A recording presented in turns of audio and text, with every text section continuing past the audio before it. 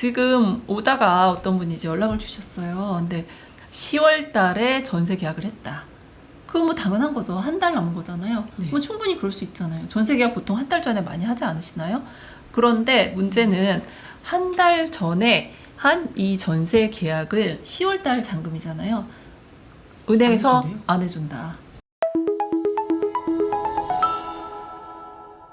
그래서 몇 년 동안 그 공급을 못했던 이런 부분들이 이렇게 지금 그 부작용으로 나타나고 있는데요. 뭐 레고 사태 때문에 여러 가지 건축 여건이 좋지 않아서 공급을 못했던 부분도 있지만 또 수요가 이렇게 딱 얼어붙었을 땐 또 건설회사들 공급을 안 하잖아요. 그런 부분들이 지금 이제 결과로 이렇게 오는 건데요. 어쨌든 지금 현재는 사실 좀 일단 깝깝합니다. 수요를 억제하는 그런 정책을 집을 사기가 굉장히 좀 어려운 그런 환경이 되어 있고요. 근데 그렇다고 안 사냐? 이제 제가 현장에 있잖아요. 지금 문이 다시 사고 오나요? 싶어 하는 분들은 삽니다. 사기는 사요. 근데 이제 뭐 정부의 정책을 어기면서 할 수는 없으니까 그에 맞춰서 진행을 할 수밖에 없는 거죠. 그래서 현재 최대 대출 한도가 6억이잖아요. 뭐 20억짜리 집도 6억, 30억짜리 집도 6억, 뭐 100억짜리도 6억, 이것밖에 되지 않기 때문에 그거에 맞춰서 이제 준비를 해서 집을 매수를 하는 분들이 조금 이제 문의는 오고 있는 상황이에요. 그리고 요번에 이제 나온 대책 중에 하나가 이제 전세 대출을 조금 줄였죠. 1주택자의 전세 대출을 깜짝 놀랐습니다. 한동안 아무리 부동산 대책이 나와도 전세를 건드린 적이 없었어요. 근데 이제 자꾸 전세도 사실 전세 대출이 많이 늘어났죠. 제가 결혼할 때만 해도 전세 대출이 너무 조금 나와서 40%였나요? 집 사면 70% 후순위까지 되기 때문에 저는 돈이 없어서 집을 샀던 케이스예요. 이제 집을 사면 대출을 많이 해준다 그래서 부동산 사장님이 저한테 세대 차라리 전세 자꾸 보지 말고 집을 사는 게 어때? 은인이시죠. 그래서 이제 제가 85% 후순위까지 해서 집을 샀던 기억이 있는데요. 지금은 전세 대출 한도가 저희가 많이 늘어났잖아요. 아니 그렇잖아요. 그거를 지금 좀 규제 지역의 같아요. 대출 한도가 40%잖아요. 네. 그런데 전세 대출은 원래 80%. 보증금의 80%이기 때문에 왜 세입자가 대출을 더 많이 나오냐. 근데 또 궁금하신 분들이 그렇게 80%라고 하지만 전세 대출을 받을 때 뭐 5억이다. 뭐 그게 줄었다. 이런 얘기가 있잖아요. 근데 그거는 특별한 전세만 그런가요? 아니면 다 이게 이제 전세 5억인가요? 대출의 특징이 조금 있어요. 뭐냐면 전세 대출 같은 경우는 보증기관이 있어야 되는데 그 보증기관이 서울보증이냐 주택금융공사냐 아니면 주택도시보증공사냐 이렇게 세 군데로 나눠져 있는데 거기에 따라서 대출 한도가 모두 다릅니다. 그래서 서울보증 같은 경우에 1주택자가 원래 3억, 주택금융공사가 2억 2천, 그리고 주택도시보증공사가 2억이었어요. 근데 이거를 이제 통일을 한 거죠. 1주택자는 전부 2억이다. 이렇게 통일을 해서 이제 결론적으로 따진다라고 하면 대부분 1주택자 같은 경우는 전세 대출의 한도가 3억이라고 생각을 하고 있다가 1억이 확 줄어든 그런 결과가 이제 발생을 하게 된 거죠. 이제 한 달 전쯤에 저의 예전 고객님이셨어요. 그분이 제가 이제 1주택자인데 전세로 이사를 가고 싶다. 그런데 예산을 세워야 되니까 다 예산을 세우셔야 되잖아요. 예산을 세워야 되는데 그러면 얼마 나오냐서 3억이 최대 한도다라고 말씀을 드렸어요. 근데 아직 계약 안 하셨거든요. 근데 얼마 전에 뭐 대책이 나왔는데 저 달라졌나요? 라고 이제 문의가 오신 거예요. 놀라셨겠다. 네, 2억으로 다 줄었어요. 그럼 저 이사 못 가나요? 못 가죠. 1억을 또 어디서 마련하실 거예요. 그래서 그렇게 당황하시는 분들은 좀 상당히 많고요. 지금 오다가 어떤 분이 이제 연락을 주셨어요. 근데 뭐냐면 10월 달에 전세 계약을 했다.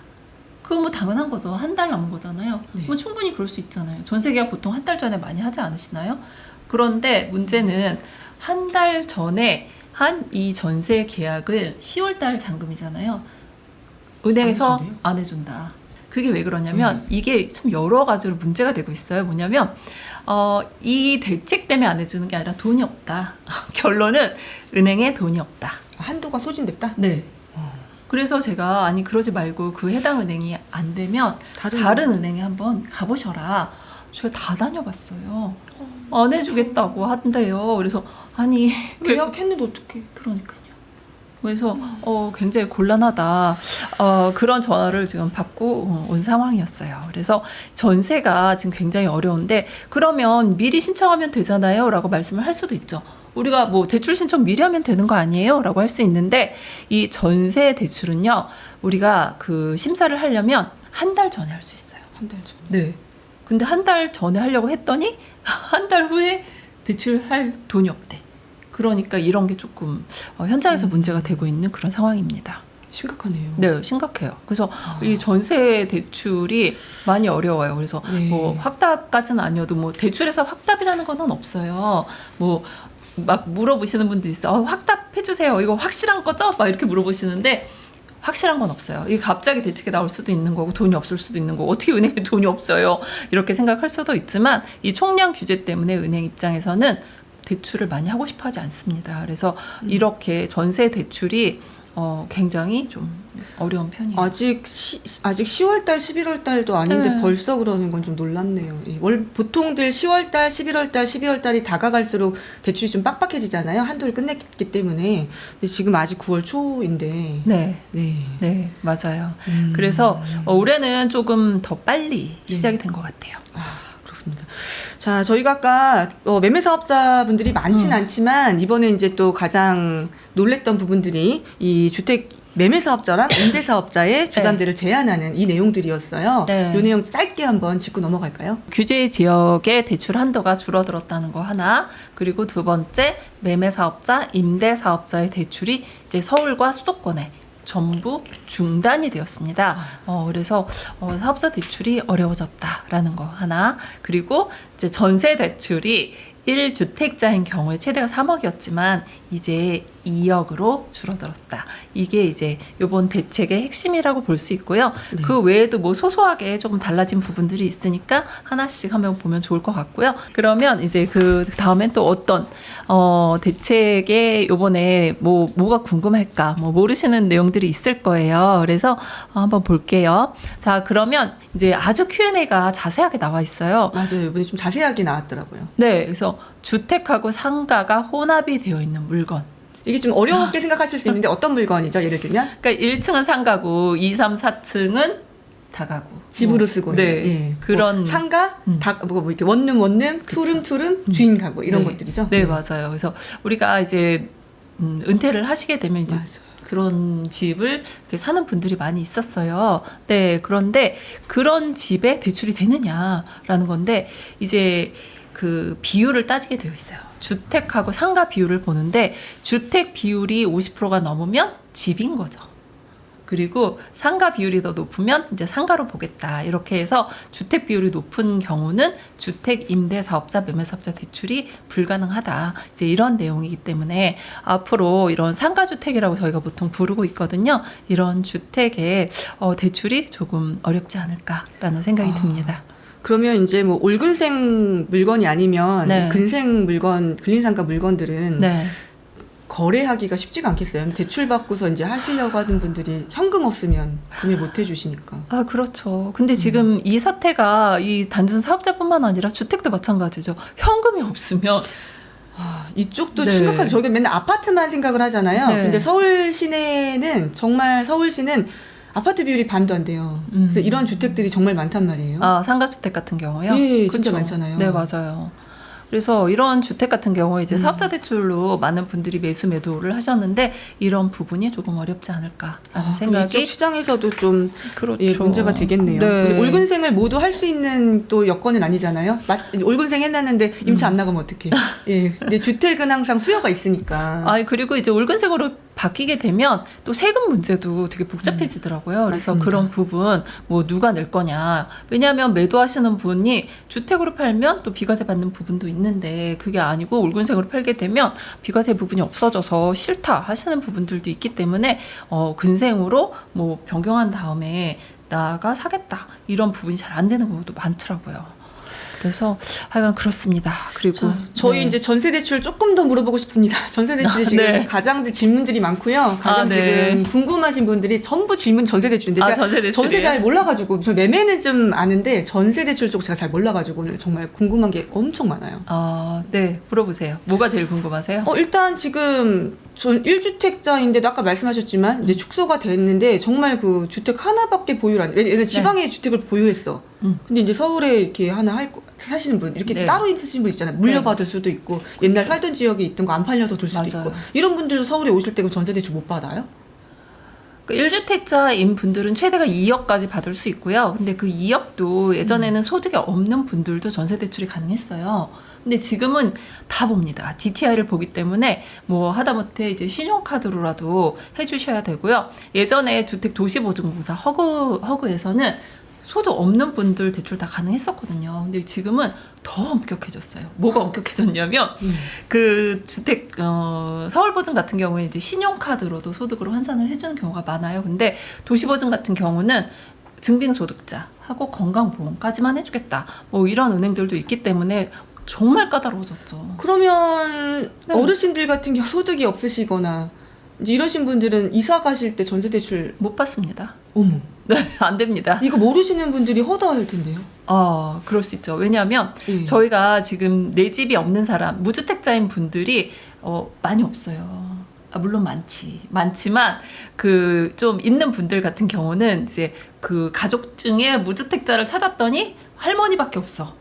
아니면 어린 자녀만 무주택자야. 그래서 그분들의 이름으로 전세를 계약하시는 분들이 계셨단 말이에요. 그 소득이 없잖아요. 두 그렇죠. 구독 다. 그렇죠. 근데 예전에는 소득이 없어도 전세 대출이 가능했으니까 그런 분들 이름으로 계약을 하고 전세 대출을 받았단 말이에요. 근데 이제는 안 됩니다.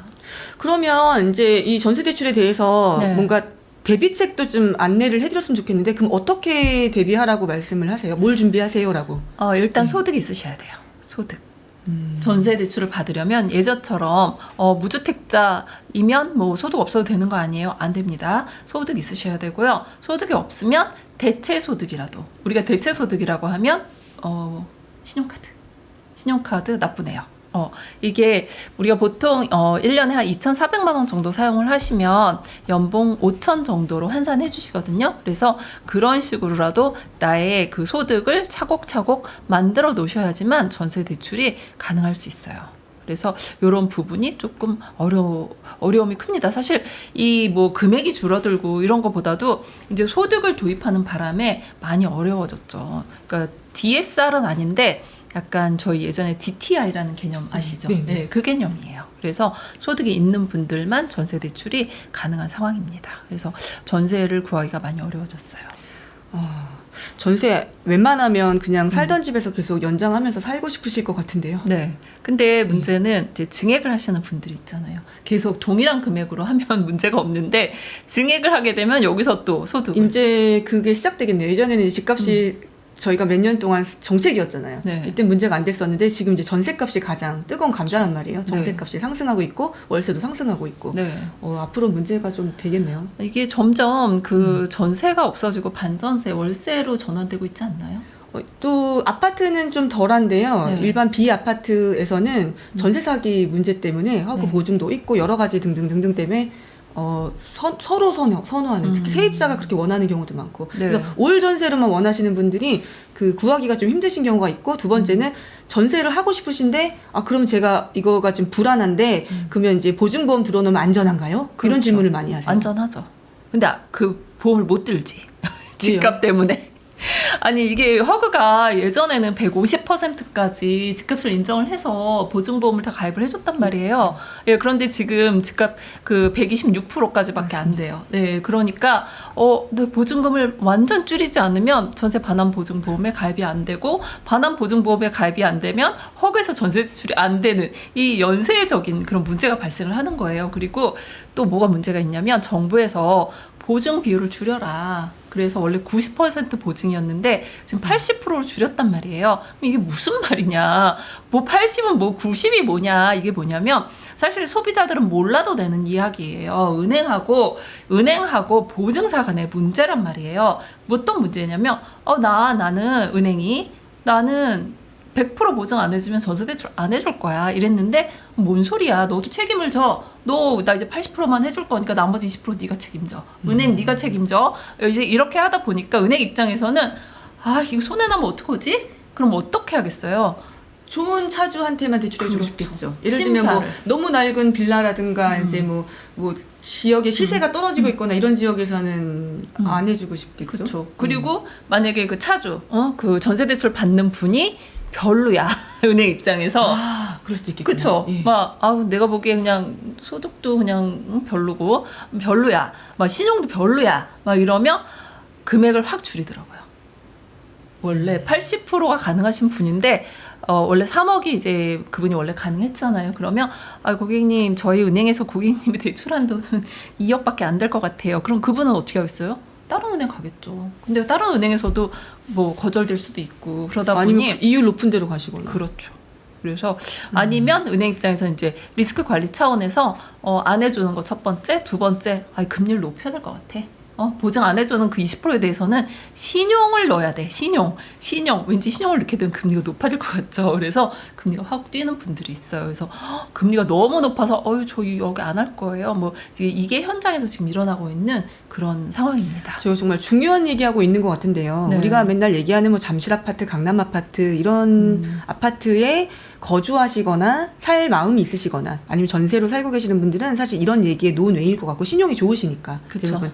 그런데 지금 문제가 되고 있는 것들은 정말 저소득군은 이제 집 살 마음도 없고 집 살 여력도 안 되시는 분들이 전세라는 제도를 활용하고 있었는데 이분들이 이제 소득이 없으시면 좀 어려울 수 있다. 어렵다. 예. 예, 왜냐하면 이분들이 그 서울에 빌라 같은 경우에 이제 서울에 그런 여러 가지 인프라를 누릴 수 있잖아요. 뭐 직장도 가깝고 뭐 그러다 보니 이제 그런 빌라에 전세로 들어가는 분들이 상당히 많으시거든요. 근데 그런 분들이 이제 굉장히 많이 따져보셔야 되는 거죠. 전세가 비율, 집값의 비율 뭐 이런 걸 다 따져서 물론 이제 공인중개사분들도 다 아시기 때문에 거기에 맞춰서 보증금을 책정을 해주시기는 합니다. 그래서 그런 부분 잘 체크하고 들어가셔야 될 것 같고요. 그리고 요즘 이제 조건부 전세라고 해서 매수 매도 동시 진행권 이거 안 돼요. 안 돼요. 예, 그런 경우에 이게 왜 이 소비자가 내 전세 세입자가 피해를 봐야 되느냐. 지금 집도 없어 죽겠는데 전세가 별로 없거든요. 그런데 매수매도 동시 진행권까지 못하다 보니까 전세집이 너무 귀하다. 이런 분들이 굉장히 많으세요. 근데 어찌 됐든 이런 조건부 전세 대출이 지금 거의 잘 안 되고 있습니다. 그래서 내가 전세를 구할 때 그 집의 근저당, 집주인의 근저당이 있는지 그거를 말소하면서 내 보증금으로 말소하고 들어가는 경우가 많거든요. 그래서 그런 경우에 또 안 되는 은행이 있고요. 더 헷갈리는 거는 이게 또 뭐 어떤 은행은 된대, 또 어떤 은행은 안 된대. 그리고 갔더니 돈도 없대. 막 이러니까 지금 거의 혼란스러운 그런 상황입니다. 아니 지금 부동산에서도 나올 거라고 확답 받고 했단 말이에요. 전세 계약을. 그랬는데 갔더니 돈 없어요. 이런 답을 들어버리니까 원래는 됐었어. 계약 시점에는 계약할 땐 됐었는데 한 달 전에 대출할 때 자수할 때쯤 되니까 안 된다고 그러는 거예요. 네. 그러니까 이런 부분이 지금 현장에서는 좀 전세 대출에서 깝깝합니다. 많이 어렵습니다. 네. 누구도 가르쳐 주지 않지만 꼭 해야 하는 일. 나에게 가장 가까이 있지만 멀게만 느껴지는 일. 남들보다 빠르게 시작하는 것이 유리한 일. 내가 하고 있는 일은 내 집 마련과 투자입니다. 교통망, 상가, 입지, 세금, 청약. 나는 이 모든 일을 스마트 튜브 경제 아카데미에서 시작하고 있습니다. 스마트 튜브 경제 아카데미